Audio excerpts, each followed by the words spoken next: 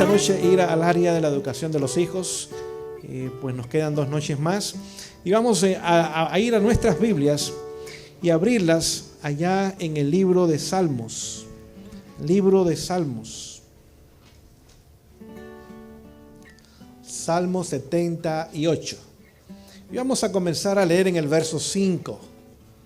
Dice lo siguiente: Él estableció testimonio. Podemos cambiarla por la palabra pacto o convenio en Jacob, y puso ley, es decir, es un mandato, es una orden. ¿Dónde? En Israel. Pregunto yo, ¿era Israel el pueblo de Dios del Antiguo Testamento? Claramente sí. ¿Quién es el Israel de Dios hoy día? El Israel de hoy día no es un pueblo literal de grupo étnico allá en Palestina. El Israel de hoy día es el pueblo de Dios en todo el mundo, es simbólico. Es más, el libro de Gálatas capítulo 3, el versículo 29, nos dice que si estamos en Cristo, somos simiente o descendencia de Abraham y heredero de sus promesas.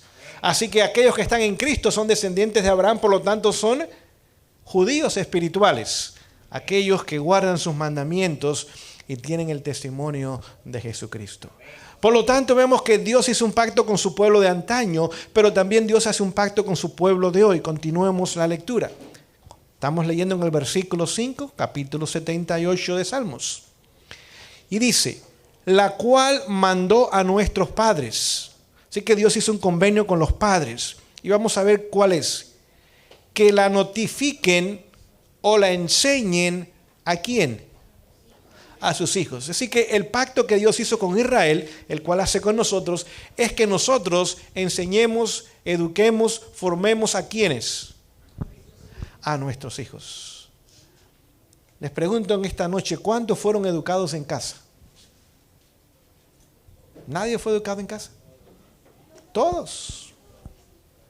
Desde el momento que nacimos, desde el momento que nos levantamos en la mañana hasta la noche, fuimos educados ¿dónde? En casa. El problema es que nosotros hoy día, cuando hablamos de educación, inmediatamente ¿a dónde va nuestra mente? A la escuela, porque se nos ha hecho pensar que el único lugar para aprender es una escuela. Pero la palabra de Dios nos dice que a nosotros, los padres, el Señor nos dio un mandato de que nuestros hogares eran las primeras escuelas. Y que debíamos enseñar ¿a quiénes? Deberíamos enseñar a nuestros hijos. Vamos a ver la razón, verso 6. Para que lo sepa la generación venidera y los hijos que nacerán. Y los que se levantarán lo cuenten a los hijos. Sí, que está hablando aún de los nietos. Verso 7. A fin o con el objetivo de que pongan en Dios su confianza. ¿Cuál es la primera cosa que los padres debemos enseñar a nuestros hijos? Confianza en Dios. Número 2. Y no se olviden de las obras ¿de quién? De Dios. Así que poner confianza en ellos, en Dios, y que no se olviden ¿de qué? De sus obras. Continuemos la lectura. Que guarden, ¿qué cosa? Sus mandamientos.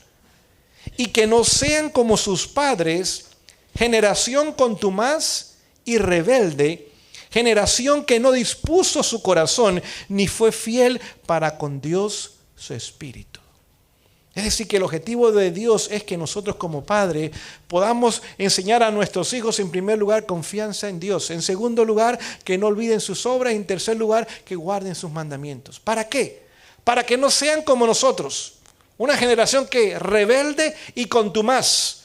Una generación que llegó al evangelio ahora con malas ideas y malas costumbres y malos hábitos. Una generación que no conocía a Dios anteriormente, pero por su gracia hemos sido llamados de las tinieblas a su luz admirable, ¿sí o no? Pero ahora tenemos cosas en nuestras vidas con las cuales batallar. Pero ¿qué sucede si desde la más pequeña edad de nuestros hijos comenzamos a enseñarlos en estos caminos? Muchas de las luchas que usted y yo tenemos hoy día, ellos no la tendrían. Y sería más fácil para ellos ahora caminar en los caminos del Señor y serle fieles a Dios. Saben ustedes, en el pueblo de Israel, los hijos no iban a la escuela hasta los 12 años. Hasta los 12 años. Y cuando iban a la escuela ya sabían leer y escribir. No tan solo sabían leer y escribir, sabían trabajar en casa. Y fuera de casa ya tenían una profesión a los 12 años. Un niño a los 12 años ya sabía trabajar. Digamos, si su padre trabajaba en una imprenta, pues ¿de qué aprendía? De la imprenta. Si trabajaba en un taller, como Jesús, que era carpintero, ¿qué aprendió? Era un carpintero. Si trabajaba en el campo, pues aprendía del campo. Si era constructor, etcétera, etcétera. Si a los 12 años no tan solo sabían leer y escribir, no tan solo sabían ellos de los deberes domésticos del hogar, sino que también podían trabajar fuera de casa. Ambos sexos. Por lo tanto, vemos la educación que recibían en sus hogares. A los 12 años ahora iban a la escuela a estudiar. ¿Y saben ustedes cuál era el primer libro que estudiaban ellos? Era la Biblia.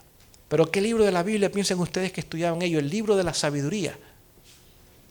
Proverbios. Es el libro de la sabiduría. La primera materia que tenían era el libro de Proverbios. ¿Cómo llegar a ser qué cosa? Sabios. Y comienza el libro de Proverbios diciendo que el temor de Jehová, ¿qué es? Es el principio de la sabiduría. Es más, cuando eran jóvenes, si ustedes recuerdan, quizás en los días de Samuel se establecieron la escuela de los profetas. ¿Y saben por qué se establecieron? Porque los padres no estaban ya haciendo su obra en casa. Y ahora los jóvenes estaban creciendo sin instrucción, no bien capacitados, instruidos, no bien formados para la obra de Dios. Y ahora el pueblo de Dios estaba en apostasía. Y ahora Samuel tuvo que establecer las escuelas de los profetas, ya que en casa la obra no se estaba realizando. Y cuando establece la escuela de los profetas, habían tan solo 4 asignaturas. La primera de ellas era la asignatura, la ley de Dios. La primera asignatura. Note, la instrucción no era de carácter abstracto, era experimental. No es simplemente conocimiento que entraba a la mente de los jóvenes, sino que ese conocimiento iba acompañado de una experiencia con Dios y en las cosas de Dios. Ahora podían conocer la voluntad de Dios para sus vidas y por su gracia podían obedecer a Dios y reconocían de que Dios tenía un reclamo sobre sus vidas. La segunda materia que recibían era la historia sagrada, comenzando con Génesis. Por lo tanto, esta historia sagrada les mostraba que Dios dirige la historia. No estamos aquí por casualidad, como nos enseña la evolución. Somos un número nada más, una estadística más. Somos el resultado de la nada. Estamos aquí porque simplemente y casualmente hemos llegado y simplemente somos un número más dentro de la población mundial. No, ellos aprendían las historias sagradas donde Dios dirige la historia y no estamos aquí por casualidad, sino porque Dios en su misericordia nos ha traído a la vida en el mejor momento de la historia para nuestra salvación. Por lo tanto, no había lugar para la evolución. Dios estaba en control de la historia. Les enseñaban la gran controversia entre Cristo y Satanás. Y ahora, ¿qué lado ellos iban a tomar? Y también se demostraba que Dios es el que quita y pone reyes. No la política, sino Dios estaba en control de la historia. ¿Saben ustedes cuál era la tercera asignatura que enseñaban en la escuela de los profetas? La música sagrada. En Israel no había instrucción, no había educación sin música. Y hoy día nosotros no entendemos eso. Muchas veces usted ve las iglesias con un piano muy bonito y no hay quien lo toque. La gente casi no sabe nada de música. Pero todo joven y toda señorita crecía conociendo la música tanto para cantarla. Póngase a pensar, el libro más grande de la Biblia era el himnario de ellos. ¿Saben cuál era ese libro? Salmos. ¿Cuántos salmos hay? 150 y todos eran himnos. Se los aprendían de memoria porque los cantaban para los servicios religiosos. Es decir que ahora vemos la importancia de la música sagrada. No olvide, estaban rodeados de pueblos paganos y fácilmente la influencia de la música de esas naciones podía llegar a ellos. Pero en estas escuelas eran formados a través de la música sagrada y esta música sagrada, no olvide, es el lenguaje universal. No importa a qué nación usted vaya, a qué pueblo usted vaya, a qué cultura usted vaya, ¿qué hay en toda cultura, en toda nación y pueblo? Música. Es el lenguaje del universo, porque continuamente en los cielos hay alabanzas a Dios. Vemos que también es el medio de comunicación más poderoso que hay. No importa donde usted vaya hoy día qué hay. Si va a la tienda, ¿qué están tocando allí? Música. Si la gente va en su carro, inmediatamente ¿qué quieren escuchar? Música. Si usted va a cualquier evento político, social, si va a una boda, si va a un funeral, a lo que vaya, ¿qué va a encontrar ahí? Si toda actividad humana está acompañada ¿de qué? De música. Por lo tanto, es importante el correcto conocimiento de la música para que podamos evaluarla y podamos tomar la música correcta. La cuarta asignatura era la poesía. No olvide, 1/3 de la Biblia está escrito en forma poética. El libro de Salmos, el libro de Proverbios, el libro de Eclesiastés, el libro de Cantares, el libro de Job, más otras porciones más de la Biblia están escritas en forma poética. ¿No es hermosa la poesía? Claro, claro que sí. ¿Hay que conocer el uso correcto del idioma? Sí. No tan solo eso, sino que el idioma tiene que ser culto y refinado. En la poesía usted no encuentra el lenguaje vulgar, lenguaje callejero, lenguaje bajo. La poesía usted encuentra un lenguaje elevado en toda la hermosa poesía. Es decir, no había lugar para vulgaridades, para groserías, para cosas toscas, dichos callejeros y un lenguaje superficial como hoy día abundan en la población hoy día. Es más, podemos ver que aún hoy día cuando la gente escribe en sus textos, ¿qué están haciendo? Están cortando el idioma. En signos, a mediadas palabras. ¿Por qué? Porque la gente no ha sido educado en la belleza del lenguaje. ¿Saben ustedes? Cuando alguien se sabe expresar bien, llama la atención y cauta la atención. Cuando alguien sabe usar el idioma correctamente y lo hace de una forma fluida y correcta, nada más la pronunciación y el lenguaje selecto de la persona llama la atención de otras personas. Y Dios quiere que nosotros seamos ese pueblo, que podamos brillar aún en nuestra forma de conversar. Por lo tanto, no hay lugares para dichos y para vulgaridades y groserías y tosquedades. Nosotros necesitamos entender que somos un pueblo especial, escogido, real sacerdocio, dice que somos llamados, sacados de las tinieblas a su luz admirable. Por lo tanto, vemos la importancia de la educación de nuestros hijos. Pregunto yo, ¿Moisés, Aarón y María fueron educados en casa? ¿Quién fue su maestra? Jocabed. Ahora usted dice, bueno, Jocabed, maestra, sí. ¿Fue Aarón sumo sacerdote? ¿Fue María profeta? ¿Fue también Moisés profeta y ya está en los cielos? ¿Hizo buen trabajo esa madre? Y no olvide, era una esclava en Egipto. No hay excusas. Era una esclava, no tenía internet, no tenía computadoras, no tenía nada. ¿Quién sabe si aún era difícil obtener un lápiz y un papel? Los esclavos no tienen dinero. Pero la formación no es tan solo académica. La formación del hogar, su énfasis es en el desarrollo del carácter. Y de un hogar de esclavos salieron 3 jóvenes que brillaron en el mundo hasta el día de hoy. Pregunto yo, ¿Samuel fue educado en casa? ¿Hasta qué edad? Nada más. Hasta los 3 años. Es decir, que este niño, con 3 años de educación en casa, lo preparó para ser sumo sacerdote, para ser juez, para ser profeta. ¿Entendemos eso en esta noche? Yo sé que estas cosas tenemos que entenderlas espiritualmente, porque el mundo tiene un concepto muy equivocado y errado de la verdadera educación. Y queremos nosotros entender cuál es el objetivo de la educación que el Señor nos ha dejado. Pregunto yo, ¿Juan el Bautista fue educado en casa? Sí. El que preparó el camino para la primera venida de Jesús. ¿Fue Jesús educado en casa?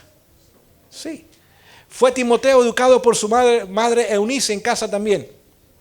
Porque su padre era griego, no era ni creyente. Pero Eunice, una madre cristiana, más una abuelita, Loida, hicieron la educación de este joven para prepararlo como un líder espiritual en la iglesia cristiana de sus días. En esta noche leímos en Proverbios 22:6, el cual dice, instruye ¿a quién? Al niño, ¿en qué cosa? En su carrera, en su camino, y aun cuando fuese viejo, no se apartará de ella. Y déjenme decirle, si aún ese joven se aparta, la obra que fue puesta en ese corazón lo hará después, por la gracia de Dios, regresar otra vez a los caminos de Dios. Quiero compartir con ustedes una declaración de testimonios para la iglesia, el volumen 6. el cual dice en la página 208, una corta declaración, dice: la dirección e instrucción de los niños es la obra misionera más noble que cualquier hombre o mujer pueda emprender. ¿Cuál es la obra misionera más importante, la más noble, la más alta? La instrucción y también la educación de ¿quiénes? De nuestros hijos. Es decir, padres y madres, es trabajo de ambos. Y esa obra, cuando usted y yo la realizamos, estamos haciendo la mejor obra misionera. No piense que es tocando la puerta del vecino, o repartiendo literatura, o dando una campaña, o yendo a un país como misioneros. Esa no es la más noble obra misionera. La más noble obra misionera es la que podemos realizar en nuestros hogares. Y hoy día, triste y lamentablemente, la mayoría de los padres no entiende esto. Sobre todo nuestros padres en este país. Es muy fácil poner al niño en el bus amarillo y que se lo lleven y lo traiga a las 3 o a las 4 de la tarde. Nos da tiempo para trabajar, nos da tiempo para hacer muchas otras cosas sin preocuparnos por él, porque aún allá tiene su comida. Pero déjenme decirles, los que hagan eso van a ver los resultados. La educación que hoy día reciben nuestros hijos en estas escuelas es muy lejos de la educación que nosotros debemos darles a ellos. No les enseñan a amar a Dios, porque ni el nombre de Dios se puede mencionar en las escuelas. Se pueden repartir condones, se puede hablar de sexo, de homosexuales, se puede hablar de paganismo, se puede hablar de evolución, se pueden hablar de un sinnúmero de otras ideas falsas y equivocadas y erróneas, pero no se puede ni mencionar el nombre de Dios, mucho menos enseñar su palabra. Porque Satanás ha tomado control de todas estas instituciones y ha completamente sacado a Dios ¿de qué? De las escuelas, donde ni el nombre de Dios se pueda mencionar hoy día. Padres, tenemos que abrir nuestros ojos a la realidad presente.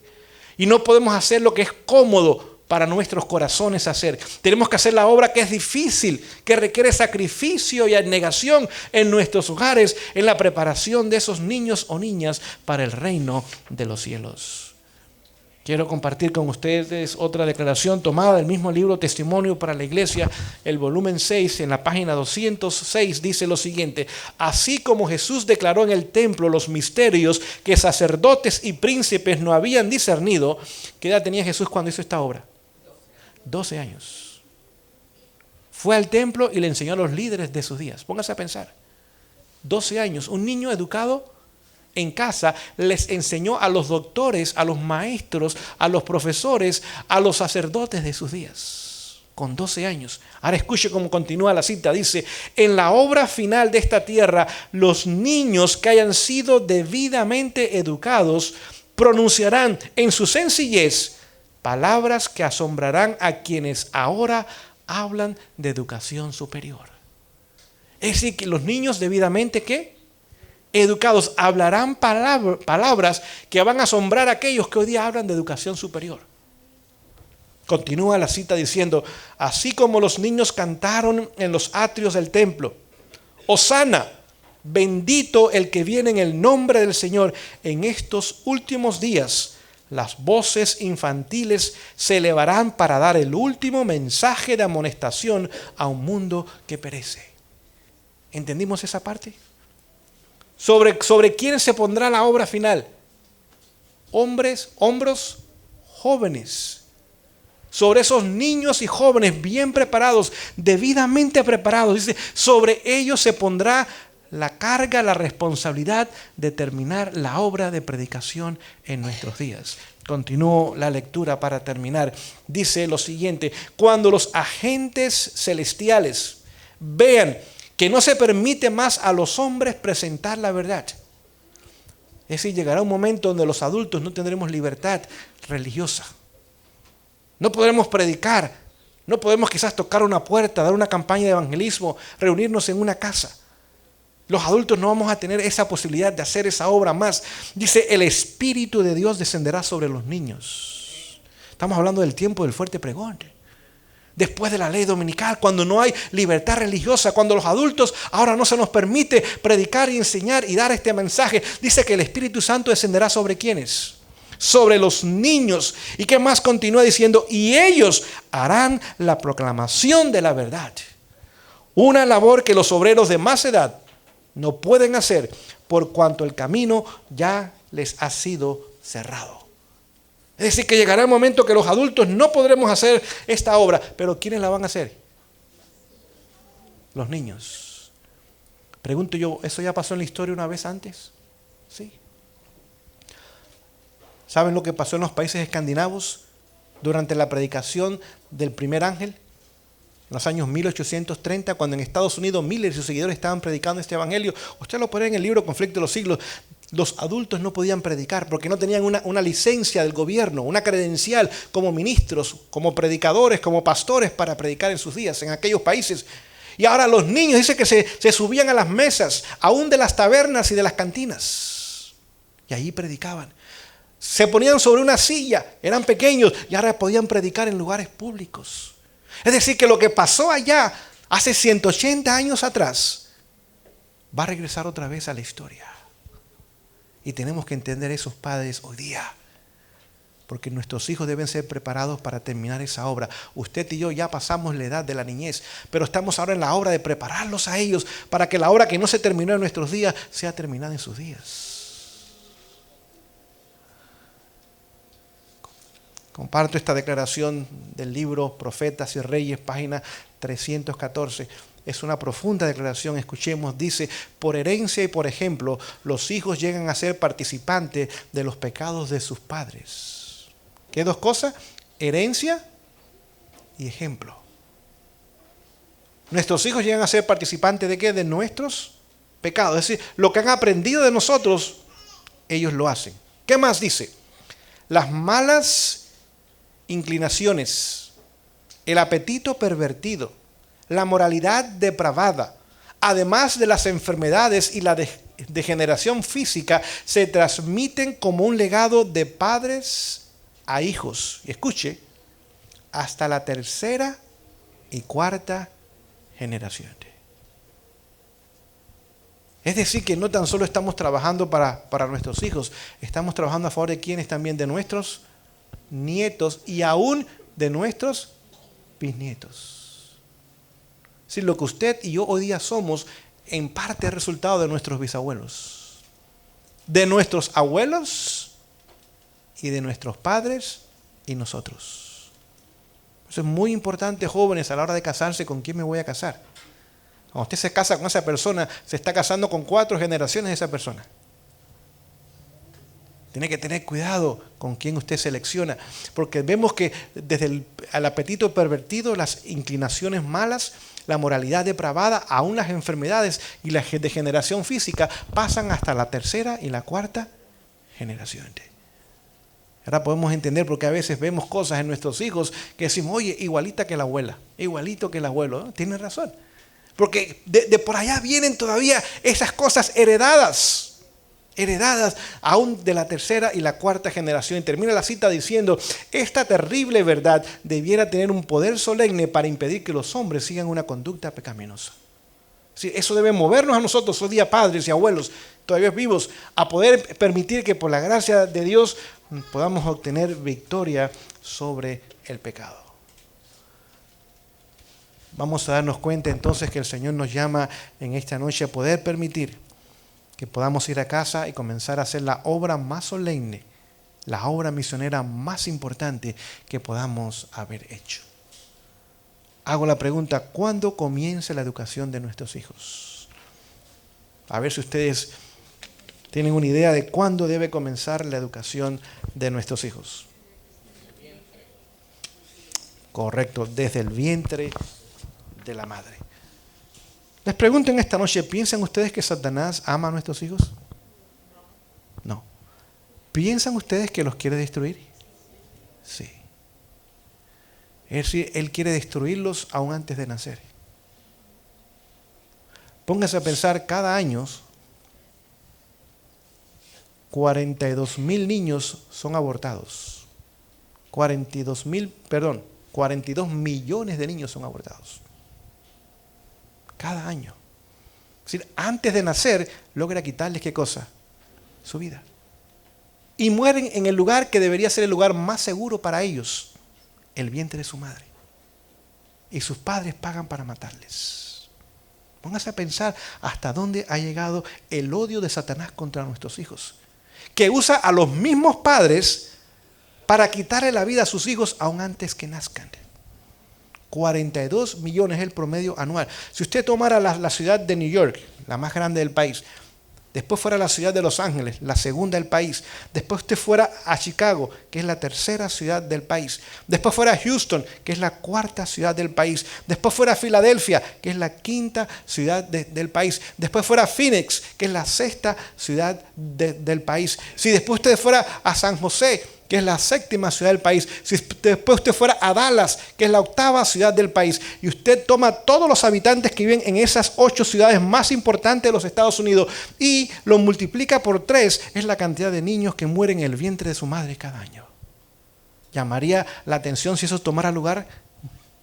Claro que sí, pero continuamente es más, cada segundo 1,5 niños muere en el vientre de su madre. Satanás está atacando a nuestros hijos hoy, aún antes de nacer. Y nos ha hecho pensar aún que es un derecho el poder quitarle la vida a un niño que todavía no ha nacido. Pero les pregunto, cuando nacen, si no los logra matar en el vientre de su madre, ¿piensan ustedes que Él quiere destruirlos? Sí. Pregunto yo, ¿hubo un decreto contra los niños de muerte en los días de Moisés? Sí. ¿Casualidad? No. ¿Hubo otro decreto de muerte en los días de Jesús contra los niños? Sí. ¿Y en nuestros días habrá un decreto de muerte otra vez, el tercero y último de la historia? Sí. Vamos a leerlo. Vamos a nuestras Biblias. El libro de Apocalipsis nos va a demostrar el tercer y último decreto de muerte contra nuestros hijos. Noten, en los días de Moisés, en los días también de Jesús, el decreto nada más incluía a los niños varones. Pero al final de la historia ese decreto va a incluir ambos sexos. Apocalipsis capítulo 13, vamos a leer en el verso 6. Y allí está hablando de la marca de la bestia, claramente. Y dice lo siguiente en el versículo 16 del capítulo 13 de Apocalipsis. Y hacía que a todos, ¿cuál es el primer grupo que está en esa lista? Pequeños. ¿Quiénes incluyen los pequeños? Los niños. ¿Cuál es el primer grupo que Satanás tiene en su lista como un blanco para destruirlos al final de la historia humana? Los niños. Padre, ¿nos damos cuenta de esto? ¿No vemos que hoy día como nunca antes hay problemas con nuestros hijos? Desde el momento que nacen hasta que son jóvenes son desafíos y luchas que tenemos continuamente. ¿Por qué? Porque el enemigo de las almas está hoy día en el final de la historia humana y está tratando de hacer todo lo que él pueda hacer para tomar control de cada uno de estos jóvenes y niños que están en nuestro medio. Y ponerlos en su lista para que cuando llegue ese decreto final de la historia humana, ellos sean los primeros en seguir ese decreto. Y no olvide, quien no sigue ese decreto, ¿qué le espera? Es muerte. El tercer decreto de muerte que habrá en la historia humana contra los hijos, y no tan solo los varones, sino aún quienes también, las niñas. Y por eso hoy día vemos una sociedad que está destruida con sus hijos. Vemos a jóvenes en delincuencia, en inmoralidad, en drogas, en vicios, en cárceles, en prisiones, y muchas veces terminan en una morgue antes de tiempo. No es casualidad, Padre, tenemos que darnos cuenta. Estamos viviendo en los momentos finales de la historia y el enemigo está tomando control de todo joven, de toda señorita, de todo niño, de toda niña, que él pueda tomar control de ellos. Y si los padres nos ponemos un cerco de protección alrededor de nuestros hijos y levantamos otra vez la protección de nuestro hogar, el enemigo va a entrar para robarnos a nuestros hijos. En Lucas capítulo 5 Jesús dio una parábola para que la entendamos. Esta parábola, ahí hay 3 parábolas, pero la parábola que voy a mencionar en este momento es la parábola de la moneda perdida. ¿Dónde se perdió la moneda? ¿Fuera o dentro de casa? ¿Entendemos eso, Padre, en esta noche? Habían 10 monedas y se perdieron ¿cuántas? 1. Pero no se perdió fuera de casa. No se perdió fuera de la iglesia. No se perdió allá en el mundo. ¿Dónde se perdió? En casa. ¿Podrá estar pasando eso con nosotros hoy día? Sí. Sí, y tristemente está pasando muy frecuentemente, donde en casa se nos están perdiendo la moneda. Y a veces no es una moneda, a veces son más de una moneda que tenemos perdidas. ¿Dónde? En casa. Pregunto yo, ¿qué hizo la mujer cuando descubrió que la moneda estaba perdida? ¿O no saben la parábola ustedes? Creo que están ya muy cansados y algunos dormidos ya. Vamos a pedirle a Eliseo que ponga el aire acondicionado para ver si se despiertan los dormidos. ¿Qué representa la mujer en la Biblia? La iglesia. ¿Se despertó la iglesia? ¿Se despertaron las familias que componían la iglesia? Cuando descubrieron que en casa había una moneda perdida. Sí. ¿Prendieron lámpara? ¿Qué es la lámpara? No hay duda, no le voy a preguntar más. Yo le voy a dar la respuesta. Es la palabra de Dios. ¿Sacó la escoba? ¿Buscó lo que tenía que buscar para encontrar la moneda? ¿Dejó de buscarla aunque no la encontró inicialmente? No. ¿Qué hizo? Continuó buscando hasta que pasó con la moneda. Hasta que la moneda fue encontrada. Y cuando se encontró, ¿hubo gozo? Gran gozo hubo. Es decir, Padre, nuestra obra hoy día es gozarnos en la salvación de nuestros hijos. Y si no podemos invitar a nadie más al reino de los cielos, si llevamos nuestros hijos, déjenme decirles, vamos a estar muy felices en el reino de los cielos. Pero estoy seguro de algo, cuando un hogar está consagrado y entregado a Dios, no tan solo la familia es redimida por la gracia de Dios, hay muchos más que vienen a la salvación a través de la obra y el testimonio de esa familia. Es tiempo de buscar las monedas perdidas en casa. Léalo en el libro Palabras de Vida del Gran Maestro. Ahí dice, hay una lección para toda la familia. Le estoy dando un comentario nada más de lo que dice allí. Hay una lección para toda la familia. Dice que cuando hay un hijo perdido en casa, no se debe descansar hasta descubrir las causas por qué este hijo está perdido en casa. Dice, tenemos que ver si en nuestro corazón o nuestra forma de educarlos o de prepararlos o de no educarlos o de no prepararlos fue una causa por la cual ellos están perdidos en casa. No es que quizás están en vicios, ni están en drogas, ni están viviendo una vida inmoral, pero están sin Cristo y están perdidos de todas maneras. Y hay que decir, Padre, ¿qué pasó? ¿Qué sucedió aquí?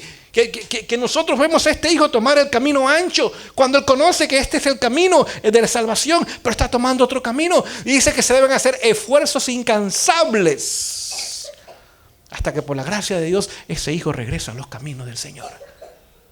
Padres, hay que orar y ayunar aún por la salvación de nuestros hijos. No es nada más, Señor, cuídalos y protégelos y que un día regresen a tus caminos. No. Esa oración tiene que ser oración de súplica, oración de sollozo y de quebrantamiento de corazón. Hasta que ese hijo rebelde, ese hijo que ha tomado el camino equivocado, ese hijo pródigo que se ha ido al mundo a buscar las basuras de este mundo, reconoce que no hay mayor belleza que Cristo Jesús. Padres, esa obra hay que hacerla. Pero ¿saben ustedes? Esa obra se puede evitar si desde la niñez comenzamos a hacer la obra. Porque muchas veces la rebelión viene en la adolescencia, porque los primeros años se despreocuparon. Los primeros años pensamos, son pequeños, son niños, no entienden, no comprenden. Los niños tienen que ser niños. Y dejamos que los malos hábitos y las malas costumbres comenzaran a ganar terreno en ese corazón. Cuando las malezas comienzan a salir, ¿qué sucede si usted la saca desde un comienzo? ¿Es mucho más fácil la obra? ¿La puede sacar de raíz sin mucho esfuerzo? Pero ¿qué sucede si usted tiene un árbol de 20 años? ¿Es más difícil la obra? Si tiene 15 años, ¿es más difícil la obra? Claro que sí. ¿Cuándo es el momento de sacar las malezas? ¿Cuando es un árbol o cuando está apenas saliendo de la tierra? Oh, Padre, el enemigo nos ha hecho pensar que los primeros años no son importantes.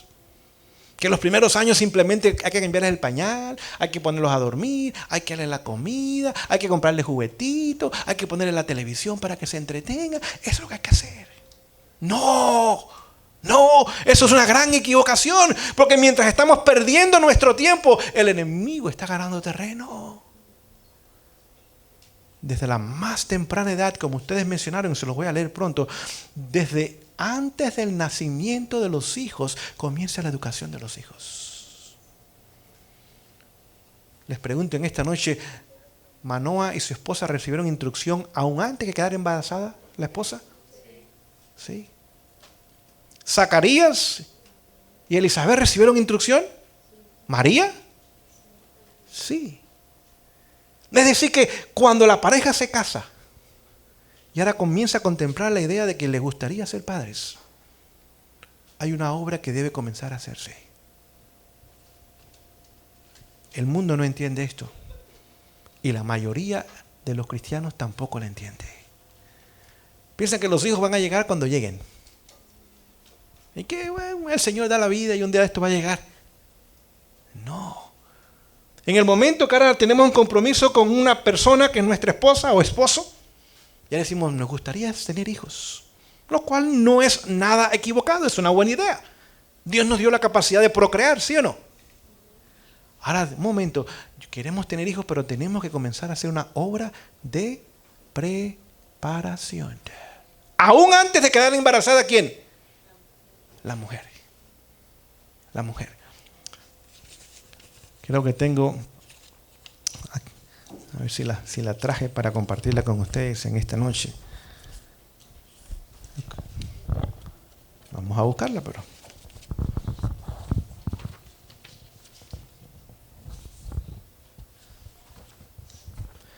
Voy a leerles del libro Hogar Cristiano. Si ustedes quieren todo el capítulo, es el capítulo 43. Se llaman influencias prenatales.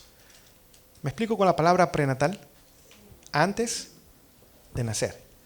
Escuchen. Las mujeres necesitan tener mucha paciencia antes de poder llegar a ser madres. ¿Cuántas madres tenemos en esta noche? Acá. ¿Madres, se necesita paciencia con los hijos? Los padres también lo necesitamos. ¿Sabe? Yo era un hombre paciente hasta que tuve hijos. Y me di cuenta que no era tan paciente.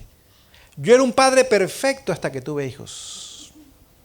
Y me di cuenta que no era tan padre perfecto. Dice otra vez, repito, las mujeres necesitan tener mucha paciencia antes de poder llegar a ser madres. ¿Mucha qué cosa? Paciencia. Pregunto yo, cuando el niño llora a las 2 de la mañana, ¿hace falta paciencia? Porque ¿qué es lo que quiere ser el ser humano? La mamá y el papá. Dormir. Pero el niño dice, no, el pañal está sucio. ¿O tengo hambre? ¿Hace falta levantarse con paciencia y con amor a atender a ese niño? Sí. O cuando quizás estamos en el día en deberes y quehaceres en el hogar, y ahora es hora, y el niño necesita nuestra atención, y cállate. ¿Necesitamos paciencia? Sí. Continúo leyendo. Dice, por la relación que la madre sostenga con Cristo, su obra llega a ser infinita. ¿Escucharon eso, madre? Es decir, esa obra que usted va a realizar no es tan solo por un tiempo. ¿Cuánto tiempo va a durar? Toda la eternidad. ¿A través de la relación con quién? Con Cristo. No dice con la iglesia. Con Cristo. Continúa diciendo, el cargo de la mujer es sagrado. Así que, damas, ustedes tienen un ministerio en casa. Cuando están embarazadas ya. Continúo la lectura. Dice, al hablar a la madre hebrea, Dios se dirige también a todas las madres de todos los tiempos. El bienestar del niño dependerá de los hábitos de su madre. ¿El bienestar de quién? Del niño. Ella tiene pues que someter sus apetitos y sus pasiones al dominio de los buenos principios. Es decir, que tiene que entender que ahora está formando un nuevo ser. Y que ese ser va a recibir de ella no tan solo la alimentación y la nutrición correcta, aún otras características. Continúo la lectura. Dice, si antes del nacimiento de este niño, la madre procura complacerse a sí misma, si es egoísta, impaciente e imperiosa, estos rasgos de carácter se reflejarán en el temperamento del niño. Es decir, usted le está pasando aún no tan solo la alimentación física, los rasgos de carácter. Esto es serio, madres y padres. Porque después el niño nace inquieto, latoso y le queremos pegar. ¿A quién hay que pegarle realmente? A los padres. ¡Qué niño más latoso! ¡Qué niño inquieto! ¡Qué niño! ¿De dónde aprendió eso? Porque acaba de nacer. De los 9 meses que estuvo en el vientre de su madre. Y esposos, usted y yo tenemos un papel que jugar y lo voy a leer pronto. No piense que nos estamos quedando fuera de esto. No. Estamos hablando de la madre porque es la más importante, pero los esposos también tenemos un papel importante que jugar. Dice, así se explica que muchos niños, ¿cuántos niños? La mayoría. Muchos niños hayan recibido por herencia tendencias al mal que son casi irresistibles.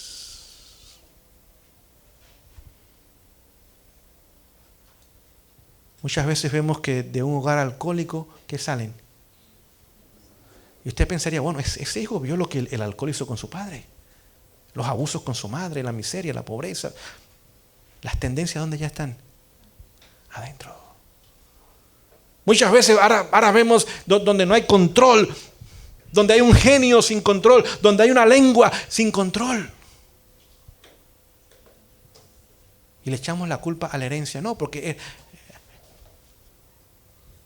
no. Tenemos que ver lo que pasó. Continúo la lectura, pero si la madre se atiende invariablemente a principios rectos, si es templada y abnegada, bondadosa, apacible y altruista, puede transmitir a su hijo estos mismos preciosos rasgos de carácter. ¿Vemos la importancia de las influencias prenatales? ¿Qué más? Dice, a menos que ella obtenga una abundancia de alimento nutritivo. ¿Qué tipo de alimento? ¿Y qué dice? Abundante. No olvide, usted está comiendo para 2. No es que va a comer por 2, sino que está comiendo para 2. No sé si me explico. Usted tiene que comer la mejor alimentación posible. Alimentos nutritivos. ¿Y qué más dice? No podrá conservar su fuerza física y su descendencia quedará privada de vitalidad. Usted ve que los niños nacen y están enfermos hoy día. Continuamente en el médico, con antibióticos y con vacunas y con no sé cuántas cosas más. Y enfermo. ¿Y por qué? ¿Y por qué? ¿Y por qué? La madre no se supo cuidar, no supo alimentarse correctamente. Seguía comiendo como el mundo come. La comida chatarra y la dieta chatarra del mundo. Porque es lo que le gusta. Y continúa diciendo, su indumentaria también exige atención. ¿Qué más? Su vestir exige atención. Dice, debe ejercer cuidado para proteger el cuerpo y evitar la sensación de enfriamiento. Muchas mujeres hoy día, ¿cómo se visten para lucir? Ropas cortas, sin manga, escotadas, con la espalda sin cubrir. ¿Cómo está ese cuerpo de esa mujer? Frío. Pero no, quieren lucirse, quieren estar atractivas para otros hombres. Y ese cuerpo ahora está frío. ¿Y qué está pasando ahora con el cuerpo del niño que está en el vientre de su madre? Está sufriendo. No olvide, cuando las extremidades están frías, ¿qué sucede? Ahora los vasos sanguíneos, el frío que hace, lo contrae. Y ahora toda esa sangre, ¿a dónde va? Al tórax y al abdomen. ¿Dónde está el niño? Aquí. Ahora tiene exceso de sangre y sangre más caliente que la que tiene las extremidades. Ese niño está siendo dañado. Ese niño está siendo ya dañado. Dice, no conviene que la vitalidad sea atraída innecesariamente a la superficie para suplir la falta de ropa suficiente. Si la madre no se ve privada de una abundancia de alimento sano y nutritivo, su sangre será deficiente en cantidad y en calidad. La prosperidad de la madre y del niño depende mucho de la ropa adecuada, bien abrigada, y de que obtenga suficiente alimento nutritivo. Ahora, ¿qué nos dice Dios a nosotros los hombres? Escuchen, hombres. Debe ejercerse mucho cuidado para que la madre tenga un ambiente agradable y feliz. ¿Cómo debe ser el ambiente de la madre en casa? Agradable y feliz. Usted dijo, ahora tenemos un papel que cumplir. ¿Saben que a los 5 meses los niños en el vientre de su madre comienzan a escuchar? Aunque nacen a los 9 meses, a los 5 meses ya un niño escucha. Si lo que escucha son gritos, amenazas, insultos, groserías, vulgaridades, pregunto yo, ¿eso estará impactando a ese niño en el vientre de la madre? Sí. Y usted y yo como hombres tenemos que mantener el ambiente del hogar agradable y feliz. ¿Qué más nos dice? Dice, el esposo y padre tenemos, no es opcional, tiene la responsabilidad especial de hacer cuanto esté a su alcance para aligerar la carga de la esposa y de la madre. Es decir, hombres, usted y yo tenemos que llegar a casa a hacer algunos trabajos en casa. Nadie dice amén a estas cosas. Ya perdí la popularidad entre ustedes y yo. Decir la esposa, ya con ese vientre, con esa pancita que tiene, ya no puedes limpiar la tina. Déjamela a mí. Déjamela a mí. Yo la voy a limpiar. Esta semana ese es mi trabajo. O quizás ustedes saben que sobre todo en el último trimestre, a veces las mujeres se le inflaman sus piernas. No pueden dormir bien porque no pueden darse vuelta en una cama y las noches su sueño es interrumpido y no pueden descansar bien. Pregunto yo, sería bueno que el esposo llegue y le diga, yo voy a lavar los platos hoy. Es más, yo voy a hacer la cena también. Aunque sean palomitas, pero hágala. Aunque sea algo sencillo, aunque sea una tostadita con frijoles y con lechuguita y tomate, hágala. Siéntate, pon tus pies en alto, descansa. Es decir, para mantener el ambiente agradable y feliz, el hombre tiene una parte que jugar, ¿sí o no? Dice que en lo que pueda debe aligerar las cargas ¿de quién? De la esposa. Quizás para lavar la ropa. Sobre todo si tienen que ir a otro lugar, porque a veces en las casas no hay lavadoras y secadoras. Yo voy a hacer eso. Yo voy a hacer eso. ¿Qué más? Continúa diciendo, en todo lo posible debe llevar él la carga que representa la condición de su esposa. Es decir que ahora, hombres, tenemos que en esos meses mostrar aún mayor ayuda. ¿Dónde? En nuestros hogares. Ahora, damas, no tomen ventaja tampoco, ¿no? Porque no sea que quieran salir de ventajistas, ¿no? Pero ahora nos damos cuenta que Dios presenta una posición muy balanceada, tanto para la mujer como para ¿quién? Para el hombre. Continúa diciendo, debe el esposo ser afable, no gruñón, cortés, bondadoso y tierno, y prestar atención especial a todo lo que ella necesite. No lo que quiera, lo que necesite. ¿Necesitas un masajito en los pies o en la espalda? Yo te lo voy a dar. ¿Un vaso de agua? Yo te lo voy a traer. Es decir, tenemos que ir más allá, porque no tan solo estamos tratando bien a nuestra esposa, ¿a quién más estamos tratando bien? A ese bebé, que el ambiente sea agradable y ¿cómo? Y feliz. Y feliz. Termina diciendo, escuchen esto, mientras que están gestando a sus hijos, algunas mujeres no reciben ni la mitad del cuidado que se conceden a algunos animales en el establo. Ni la mitad del cuidado que lo que reciben, ¿quiénes? Saben, una vez yo estaba en Oaxaca, México. No sé si alguien ha ido a Oaxaca alguna vez. ¿O es de Oaxaca? Nadie. La tierra del quesillo le llaman. De Benito Juárez. Y había una señora que estaba embarazada. Su embarazo número 18. Tenía ya 17 hijos. Y la señora ahora comienza a sentir sus contracciones. ¿Qué dice eso? Ya se va a aliviar. La señora, no, todavía no puedo ir al hospital. Tengo que prepararle la cena a mi esposo. Dile, ¿qué cena a su esposo? Vamos para el hospital. Usted tiene hijas que pueden prepararle la cena al papá sin ningún problema. Oye, esas mujeres ya no las hacen hoy día, yo creo. Que ya por dar a luz, su preocupación es ¿quién? El esposo. Y es el número 18. No sé si habrá tenido más hijos. Pero tuvo su niño sin ningún problema. Ese niño salió como en 20 minutos. Ya la señora estaba tan acostumbrada a tener hijos que no tenía problemas para sus partos. Es decir, que vemos ahora la importancia de un ambiente agradable y feliz. ¿Dónde? En el hogar. Vemos la importancia de hábitos correctos en el vestir y en el comer. ¿Para quién? Y vemos también el temperamento que debe ejercer ella durante ese tiempo.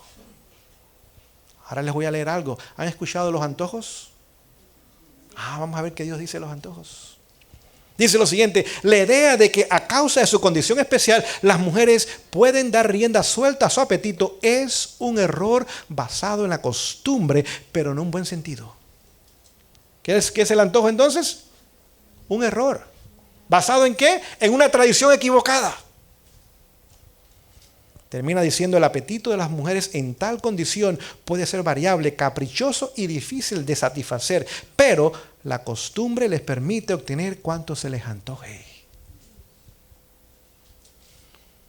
A veces hay algunos antojos que ni voy a mencionar en esta noche aquí. Completamente fuera de lo normal. Vemos la importancia de las influencias prenatales. Tanto para la mujer como para ¿quién más? Para el hombre. Saben que cuando el niño nace, los 3 primeros meses, a veces hasta los 6 meses, su vista no está del todo desarrollada. Mira, pero es borroso. No puede, como usted y yo, enfocarse en un objeto y verlo. Y cuando alguien se acerca a la cuna y le habla al niño o hace algún sonido con su voz, el niño, si reconoce la voz, se da vuelta. ¿Saben lo que dicen los padres? Mira, me está mirando a mí. No, el niño no lo está mirando. El niño está reconociendo esa voz que desde los 5 meses en el vientre de su madre aprendió a escuchar. Es decir, que vemos la importancia. Déjeme decirle, esta información es oro. ¡Oro! Esta señora que escribió esto nunca podía haberlo escrito porque no tenía ni 3er grado de escuela primaria. El Espíritu Santo tiene que haberlo dado la información. Padres que están con nosotros, jóvenes solteros, entiendan lo que en esta noche estamos compartiendo con ustedes. Muy importante que nosotros podamos entender el plan de Dios para la educación de nuestros hijos. Hay más, pero ya necesito terminar, pues la hora ha terminado. Voy a leerles uno más nada más. Dice lo siguiente: lo que espera ser la madre debe serlo a través de conservar su amor en Cristo. ¿Cómo se logra todo esto? En Cristo. La que espera ser madre debe conservar el amor de Dios en su alma. Pónganse a pensar cuántos niños hoy día son concebidos y nacen sin ningún temor sus padres de Dios. Por eso muchos los matan aún en el vientre de ellos. Y después, cuando esos niños crecen, usted comienza a ver desde la más tierna edad los serios problemas de carácter que tienen ellos. Y los padres ni cuenta se dan de lo que está pasando con esos niños. Es más, están esperando el día que los puedan enviar a la escuela y por 12 años librarse de ellos la mayor parte del día. Por eso esos niños terminan en prisiones, en pandillas. Esas niñas terminan siendo madres cuando todavía son niñas. Por el caos que nosotros hoy día podemos ver. Para terminar, les comparto lo que mañana vamos a continuar. El espíritu de profecía separa la educación de los hijos en 3 etapas. Me refiero a la educación infantil. De 0, donde ya comenzamos a hablar esta noche, a los 3 años. De 4 a 7 años. Y de 8 años a 12 años.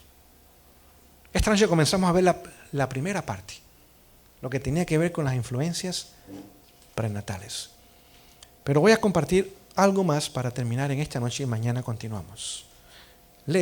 Ahora leo del libro Conducción del Niño. Dice lo siguiente: los pequeños antes de 1 año de edad, ¿antes de qué edad? No han cumplido 1 añito.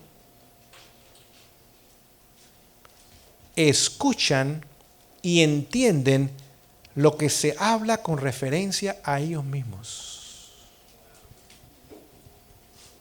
¿Entendieron esa declaración? Estoy leyendo en la página 83. No tienen 1 año y ¿qué ya hacen? Escuchan, pero no tan solo escuchan, entienden lo que se habla en referencia a ¿quiénes? A ellos mismos. ¿No ha visto usted niños pequeños en los brazos de su madre que controlan a su mamá? Y cuando la mamá ya no puede, ahora se lo pasa ¿a quién? Y cuando el papá no puede, ¿a quién se lo pasa? A la abuelita, a la tía, a alguien que lo... Niños que no saben hablar, no saben escuchar, es decir, no saben contar, ni sumar, ni restar, controlan a sus padres ya. Y están en sus brazos. Lo controlan. Escuche cómo la cita continúa. Y saben, no tan solo escuchan y saben lo que se habla de ellos, y saben hasta qué punto se les permite hacer su voluntad.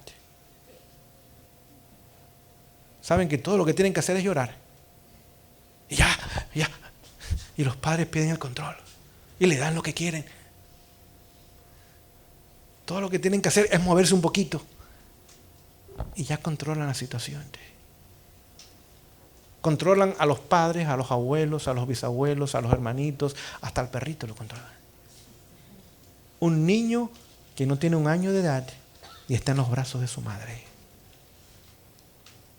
Oh, si entendiéramos lo que estamos estudiando en esta noche.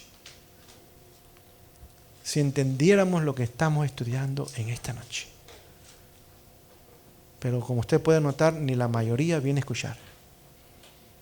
Pero déjeme decirles, la información que Dios nos da o pone a nuestra disposición, somos tan responsables por ella como si lo hubiéramos escuchado. Así que la ausencia, cuando podían haber estado, no es excusa. Tan solo los condena. Y no tan solo lo que estoy compartiendo, estoy seguro que vienen otras muchas personas y comparten muchas otras cosas buenas con ustedes.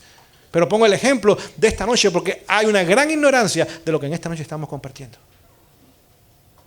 Y en vez de entender y comprender el plan de Dios para la educación de nuestros hijos y la importancia, sobre todo del tiempo que estamos viviendo cuando vimos el último decreto de muerte sobre ellos, los padres continuaban muy ocupados, muy atareados, muy entretenidos y muchas otras cosas sin tomar el tiempo para prepararse para la educación de sus hijos. Y no tienen 1 año de edad y los niños ya están en control de sus padres. Y no entendemos eso. No entendemos eso. Que el Señor nos ayude en esta noche, querida iglesia. Tenemos que abrir esos libritos rojos. Leerlos y ponerlos en práctica. Tenemos que decirle, Señor, enséñame. Pregunto yo, cuando el ángel se le apareció a la esposa de Manoa, no sabemos el nombre de ella. ¿Quién no estaba presente? Manoa no estaba presente. ¿Sí o no? ¿Y qué le dijo Manoa a su esposa? Yo quiero que otra vez venga porque yo quiero escuchar lo que te dijo a ti. Yo quiero que otra vez venga para que nos enseñe qué hacer con el niño que van a nacer. Es un hombre cristiano. ¿Estaba dispuesto a escuchar la voz de Dios? ¿Y estaba dispuesto a seguirla? No dijo, tú la escuchaste, mujer. Bueno, dime qué te dijo el ángel. Interesante. Está bien. Okay, vamos a ver lo que podemos hacer. No. Ese hombre, yo quiero escuchar la voz de Dios. Note, no era un ángel, era Cristo quien vino. No era un ángel cualquiera. Vino Cristo mismo. Y yo quiero escuchar esa voz. Y regresó otra vez el ángel de Jehová, ¿sí o no? Y le dio instrucción no tan solo a su esposa, la cual ya le había dado. Ahora, ¿quién más? Sí, cuando el cielo nos vea interesado, genuinamente interesado en la salvación de nuestros hijos y en la educación de nuestros hijos, el cielo nos va a ayudar. Pero si no hay esa decisión, si hay tibieza, si hay indiferencia, si lo que estamos buscando es la conveniencia, cuando sea no hay interés, el cielo no se va a molestar en molestarnos. Pero cuando un padre y una madre ruegan de rodilla, aún antes de ser padre, por la salvación de esos hijos que van a llegar, el cielo entero se va a volcar en la salvación de nuestros hijos. Padres, tenemos que clamar. Dice, clama a mí y yo te responderé. Y te enseñaré cosas que grandes y ocultas que tú no conoces. Tú quieres educar a tus hijos, yo te voy a enseñar. Tú quieres formarlos bien, yo te voy a ayudar. Yo voy a pleitear tu pleito y yo voy a salvar tus hijos. Y el cielo salvará a nuestros hijos. Que el Señor bendiga el estudio de su palabra. Les invito de rodillas a orar.